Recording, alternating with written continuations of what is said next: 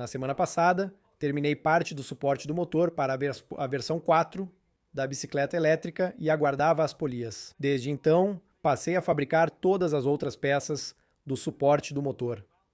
As placas do suporte precisam estar perfeitamente separadas e paralelas, pois há rolamentos e um eixo que passam por elas. Eu tive que fazer alguns espaçadores que mantivessem as duas placas separadas por exatamente 43 milímetros. Felizmente, meu avô tem um torno, então tive a sorte de usar o torno dele para fazer esses espaçadores, a partir de alguns tubos de alumínio. O torno também me permitiu encurtar o comprimento do motor.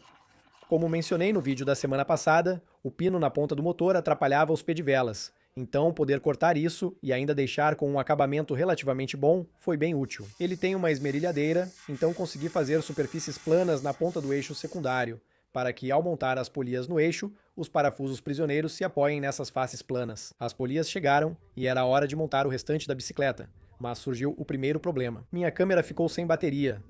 Agora, não tenho certeza de qual é a melhor maneira de me dar um puxão de orelha, mas com certeza eu mereço um agora. Eu basicamente decidi dar uma volta rápida de teste na bicicleta, e sim, a polia quebrou e eu não tenho nenhuma gravação da sua destruição. Então, o que aconteceu? Acelerei o projeto para tentar finalizá-lo em uma semana. Se você assistiu ao vídeo da polia, na verdade eu passei por duas versões em uma semana, e acabei ignorando um erro de design muito simples. É assim que uma haste da polia aparece antes de quebrar e como estão as 6 hastes agora. Há pouco material em volta dos furos dos parafusos na base da haste, o que faz com que, ao aplicar torque pelo motor, o parafuso da direita receba força para cima e o da esquerda para baixo, arrancando este último do furo. Agora, o motivo de haver tão pouco material nesse ponto é que a polia precisa encaixar sobre o cubo do freio a disco da roda, que tem 52 milímetros de diâmetro. Antes de finalizar o projeto dos raios, precisei cortar um furo de 52 milímetros na base de cada uma para encaixá-las no cubo. Na verdade, eu fiz uma análise estrutural ou simulação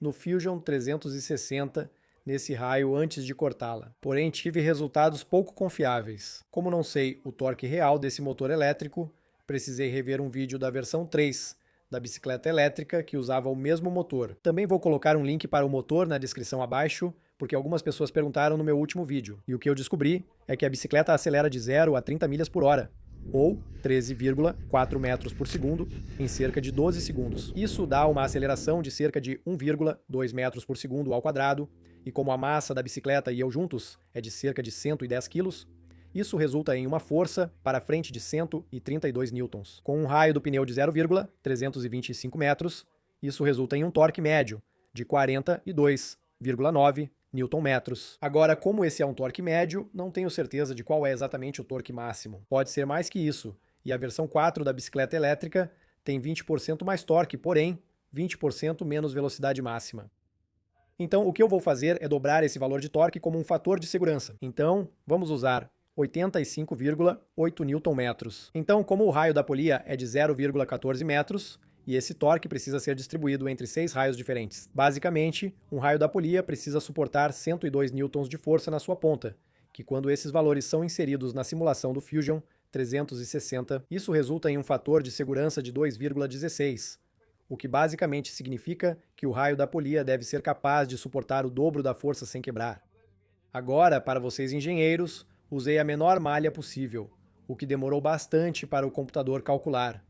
Fiz isso para obter o resultado mais preciso, mas ainda assim não estava correto. Depois que a polia real quebrou, decidi voltar às simulações no Fusion 360 e percebi que estava fazendo os experimentos totalmente errado. Eu originalmente fixei a polia nos furos do parafuso aqui embaixo, e então apliquei a força horizontal no furo aqui. Mas o que isso não levou em consideração é que esses furos dos parafusos podem ser arrancados. Então, o que eu tive que fazer foi mudar a simulação e basicamente usar uma restrição de parafuso no Fusion 360 para parafusar esses furos a um cubo falso e refazer a simulação. Isso resultou em algo aparentemente mais preciso, com um fator de segurança de 0,87, indicando que iria quebrar. Eu levei esse teste um passo adiante e, na verdade, peguei os raios antigos, montei eles no cubo e depois prendi o cubo no torno. Coloquei eles na direção oposta para que arrancasse o outro furo do parafuso e isso daria um teste bem preciso, mesmo que um lado do raio já estivesse quebrado. Em seguida, pendurei pesos na ponta do raio e testei quanta força ele conseguia suportar. Beleza, esse é o primeiro teste com 10 kg. Parece aguentar 10 kg, mas parece que está deformando. Não sei se dá para ver direito, mas com certeza tem alguma deformação em volta desse furo do parafuso aqui. Beleza, então aumentei o peso para 11,25 kg.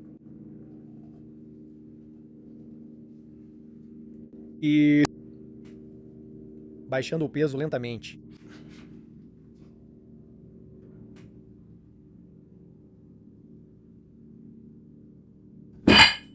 E adivinha só? Eles falharam com 11,25 kg, que é cerca de 110 newtons de força, o que também é só um pouco maior do que a previsão do Fusion 360. Então, comecei a projetar alguns novos raios de polia que não só tinham mais material ao redor de onde ficavam os furos dos parafusos, como também os furos dos parafusos estavam mais afastados para reduzir a quantidade de tensão e forças de compressão quando a peça é submetida à torção. Também projetei e cortei um anel de alumínio que iria reforçar a parte impressa em 3D da polia. Antes de cortar as peças e montar a polia, decidi refazer o teste estrutural, prendendo o novo raio no torno e pendurando alguns pesos. E conseguiu suportar 20 kg sem se mover, mesmo levando algumas marteladas minhas. No dia seguinte, passei cortando, rosqueando e dobrando as novas peças da polia, além de imprimir em 3D a nova seção do perfil dentado na minha nova impressora 3D, enviada pela Anycubic. É o novo modelo de impressora deles, a Chiron. Acho que pronunciei isso corretamente. Está bem legal até agora.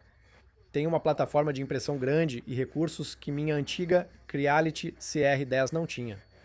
Imprimi poucas coisas, então ainda não posso dar um veredito final. Deixarei um link para ela na descrição abaixo. Confira se tiver interesse em uma impressora nova. A polia foi montada na roda, instalada na bicicleta e ficou pronta para novo teste. Mas é claro que desta vez eu ia gravar tudo.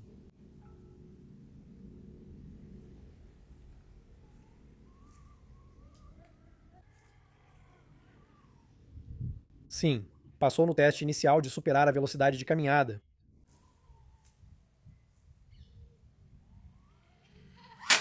Um torque maior fez a correia deslizar. Hora de adicionar mais tensão.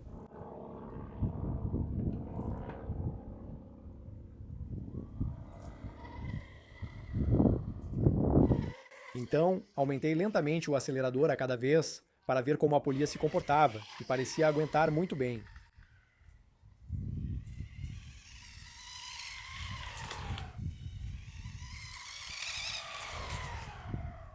No entanto, os problemas continuam.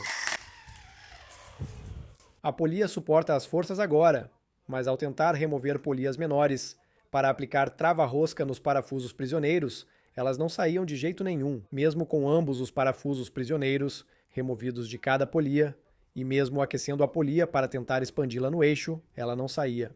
Basicamente, o que aconteceu foi o seguinte: o eixo de aço inoxidável era um aço inoxidável relativamente macio, e os parafusos prisioneiros que prendem a polia ao eixo acabaram se cravando no aço inoxidável. E devido ao torque do motor, o parafuso prisioneiro basicamente lascou um pouco do aço inoxidável e esse fragmento ficou preso no alumínio da polia, basicamente travando a polia no eixo. Depois de bastante martelada e usando alicate nas polias, tentando não danificar os dentes delas, consegui finalmente removê-las. No entanto, depois disso, precisei encontrar um eixo de aço inoxidável, temperado ou aço temperado para substituição. Foi então que percebi que ainda tinha um motor antigo, com um eixo antigo de 8 mm, que é um eixo de aço temperado. Então decidi colocá-lo na bicicleta e tudo ficou certo. Agora, a bicicleta está pronta para instalar os eletrônicos, finalizar e dar uma volta de teste de verdade. Bem, na verdade não. Notei que, ao pedalar a cerca de 32 km por hora, a bicicleta começou a vibrar bastante, provavelmente devido a uma frequência de ressonância da correia pequena ou do eixo secundário de transmissão. Preciso pausar o vídeo por alguns segundos. Desci até o galpão para filmar a vibração da primeiro estágio de redução por polia. Infelizmente, na verdade não é algo errado com o meu projeto, mas infelizmente há uma falha de projeto ou algo errado com o novo motor que eu tenho. Peço desculpas se o áudio está um pouco ruim. Estou apenas filmando isso no meu celular, mas deixe-me tentar mostrar para você. Eu desconectei todas as correias e ainda assim a vibração continua. Então parece que o motor está desbalanceado. Então, como você pode ver aqui, este é o eixo de saída do motor. E não há nenhuma correia conectada a este redutor. E então, A roda traseira está obviamente desconectada da correia por questões de segurança. E se eu acelerar até certo RPM, você vai ouvir uma vibração realmente forte.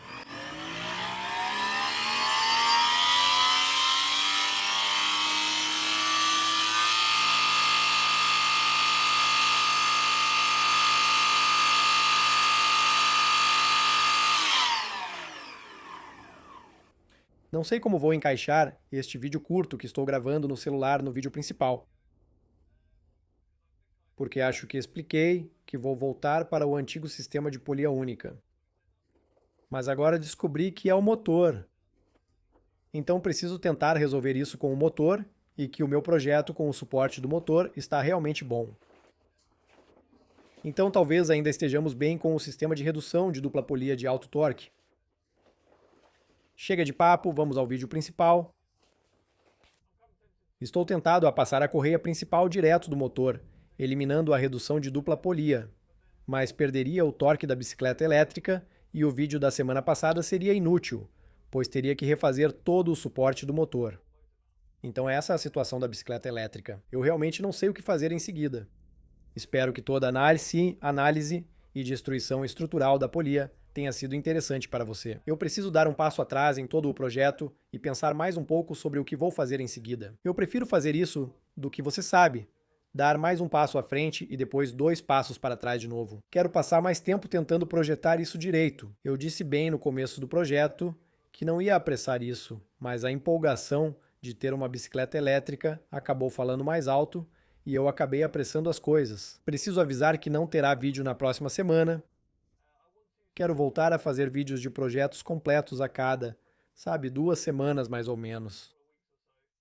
Trabalhei nos fins de semana para terminar esses projetos, pois normalmente levo 1 ou 2 dias para narrar, editar e deixar os vídeos prontos para upload. Isso me dá só 3 dias úteis para trabalhar no projeto, o que não basta para fazer um vídeo de duração razoável, ainda mais com os outros projetos que quero realizar. Então estou realmente ansioso para passar 1 ou 2 semanas em um projeto e depois editá-lo, finalizar o projeto, garantir que tudo funcione e só então fazer o upload para o YouTube, assim vocês não precisam assistir tantos erros. Eu ainda vou mencionar as partes, obviamente, quando algo der errado, mas em vez de fazer um vídeo inteiro sobre isso, vai ser só um pequeno segmento no vídeo, porque acho importante mostrar os erros que cometo.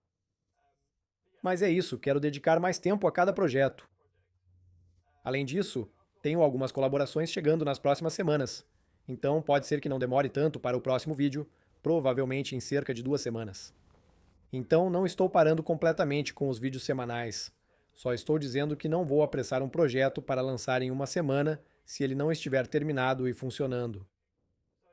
Se você não ver um vídeo meu na sexta-feira, não se preocupe, só estou dedicando mais tempo a um projeto.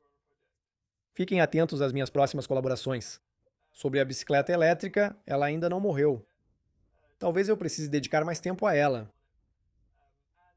Gostaria de agradecer por assistir e se gostou do vídeo, deixe um like. Se você é novo no meu canal, por favor, clique em se inscrever. Um enorme, enorme obrigado a todos os meus apoiadores no Patreon por me apoiarem. Vocês possibilitam a produção dos vídeos, mesmo que não sejam semanais.